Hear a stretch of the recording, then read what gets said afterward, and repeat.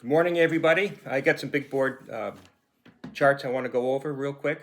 Disclaimer, I'm not a financial advisor, so do your own due diligence. And anytime I talk about a chart, I reference the yearly chart. Basically, the 20-day, the 50-day, and the 200-day moving average for keep it simple. And I find that it works really well. And so let's get into it and see what we got. QUCY. I've highlighted this one before. $3.46 it closed. It's been an all-out breakout. It's been just it's been a train. It's been running smooth, just going. I think $5 test near term is quite possible at this point because I think momentum's going to carry it up there. So I've had some people ask me on this one because I highlighted it where I think it's going to go. I hate putting price targets on things, but quite honestly, $5 is I believe is quite possible. So the next one is DAMD, $3.30 it closed. Seems to have found a strong bottom off a sell-off and is starting to work its way back up the chart. It's got a possible gap to fill here, so gap fills. For anybody that's not familiar with that, it's at some point on the chart there is usually a huge sell-off or a huge buy, and gaps get filled for most part. So on this particular one, there was a sell-off, and now that it's starting to fill the gap, there's no resistance in there, so momentum can carry it up to fill the gap, to get it back where that price was. So the 20 days up around the $6 range.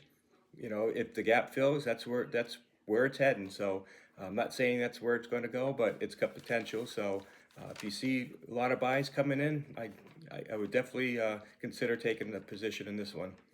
SIDU, another one I've highlighted in the past because the chart's been strong. $4.01 it closed. Strong push off the 20-day moving average has got this motor running. It's got the train, has left the station, as they say, and it's got its sights for a 5 test at this point, in my opinion. So definitely like that one. BLDP, $4.45. Use the 20-day moving average as support. I love having moving averages used as support because that's where a lot of smart traders start putting their buys in, and anything when it pushes off, everybody's jumping on board and you can see nice runs. So I think it might be testing the highs in the chart at 480, quite realistic from the 445 range it closed at on Friday. So and if it crosses 5, I think it can just have a continuation. The chart looks great, so just take a peek at it. But a 5 break, I think it's going to see a lot more dollars coming on that one. So HYLN is the next one, $4.67. It broke resistance at 250, and it's not looked back. So once again, when I highlight when a stock breaks resistance, how much it's like a coiled spring. When it lets go, and like in this case, resistance breaks, the spring is sprung and it just goes. So looks like blue sky breakout at this point. There's no resistance above it, so it's, in my opinion, it's got $5 in its sights. Quite reasonable. It will probably end up testing that. The last one I want to highlight is one I highlighted last week, and it's been continuing to hit new highs in the chart. It's WTI, $4.75 it closed at.